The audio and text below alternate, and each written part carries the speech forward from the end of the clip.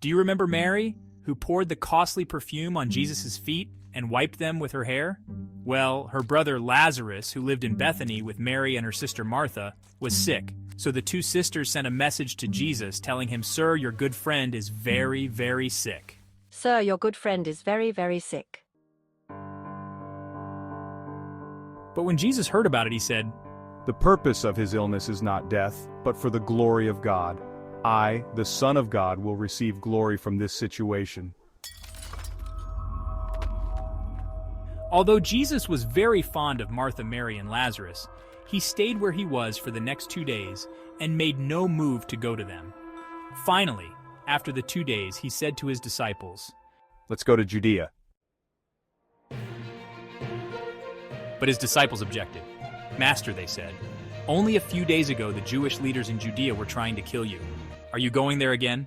Are you going there again?"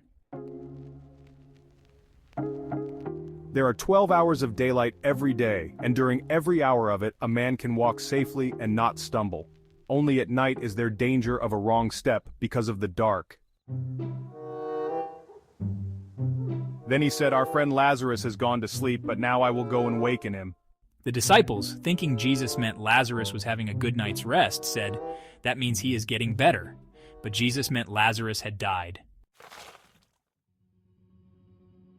Then he told them plainly, "Lazarus is dead, and for your sake I am glad I wasn't there, for this will give you another opportunity to believe in me.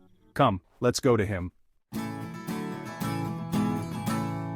Thomas, nicknamed the Twin, said to his fellow disciples, "Let's go too, and die with him." When they arrived at Bethany, they were told that Lazarus had already been in his tomb for 4 days. Bethany was only a couple of miles down the road from Jerusalem, and many of the Jewish leaders had come to pay their respects and to console Martha and Mary on their loss. When Martha got word that Jesus was coming, she went to meet him, but Mary stayed at home. Martha said to Jesus, "Sir, if you had been here, my brother wouldn't have died. And even now it's not too late, for I know that God will bring my brother back to life again, if you will only ask him to." Jesus told her, "Your brother will come back to life again." "Yes," Martha said, "when everyone else does, on Resurrection Day." Jesus told her, "I am the one who raises the dead and gives them life again. Anyone who believes in me, even though he dies like anyone else, shall live again. He is given eternal life for believing in me and shall never perish." Do you believe this, Martha? "Yes, Master," she told him. "I believe you are the Messiah, the Son of God, the one we have so long awaited." Then she left him and returned to Mary and, calling her aside from the mourners, told her, "He is here and wants to see you." So Mary went to him at once. Now Jesus had stayed outside the village, at the place where Martha met him. When the Jewish leaders who were at the house trying to console Mary saw her leave so hastily, they assumed she was going to Lazarus' tomb to weep, so they followed her. When Mary arrived where Jesus was, she fell down at his feet, saying, "Sir, if you had been here, my brother would still be alive." When Jesus saw her weeping and the Jewish leaders wailing with her, he was moved with indignation and deeply troubled. "Where is he buried?" he asked them. They told him, "Come and see." Tears came to Jesus' eyes. "They were close friends," the Jewish leader said. "See how much he loved him." But some said, "This fellow healed a blind man. Why couldn't he keep Lazarus from dying?" And again Jesus was moved with deep anger. Then they came to the tomb. It was a cave with a heavy stone rolled across its door. "Roll the stone aside," Jesus told them. But Martha, the dead man's sister, said, "By now the smell will be terrible, for he has been dead 4 days." "But didn't I tell you that you will see a wonderful miracle from God if you believe?" Jesus asked her. So they rolled the stone aside. Then Jesus looked up to heaven and said, "Father, thank you for hearing me. You always hear me, of course, but I said it because of all these people standing here, so that they will believe you sent me." Then he shouted, "Lazarus, come out!"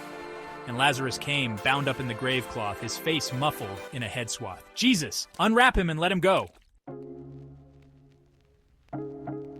And so at last, many of the Jewish leaders who were with Mary and saw it happen finally believed on him. but some went away to the Pharisees and reported it to them.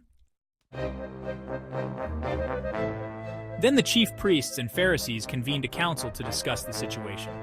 Chief priests and Pharisees, what are we going to do? For this man certainly does miracles. If we let him alone, the whole nation will follow him, and then the Roman army will come and kill us and take over the Jewish government. And one of them, Caiaphas, who was high priest that year, said, "You stupid idiots! Let this one man die for the people. Why should the whole nation perish?" This prophecy that Jesus should die for the entire nation came from Caiaphas in his position as high priest. He didn't think of it by himself, but was inspired to say it. It was a prediction that Jesus' death would not be for Israel only, but for all the children of God scattered around the world. So from that time on, the Jewish leaders began plotting Jesus' death. Jesus now stopped his public ministry and left Jerusalem. He went to the edge of the desert, to the village of Ephraim, and stayed there with his disciples. The Passover, a Jewish holy day, was near, and many country people arrived in Jerusalem several days early so that they could go through the cleansing ceremony before the Passover began. They wanted to see Jesus, and as they gossiped in the temple, they asked each other, "What do you think? Will he come for the Passover?" Meanwhile, the chief priests and Pharisees had publicly announced that anyone seeing Jesus must report him immediately so that they could arrest him.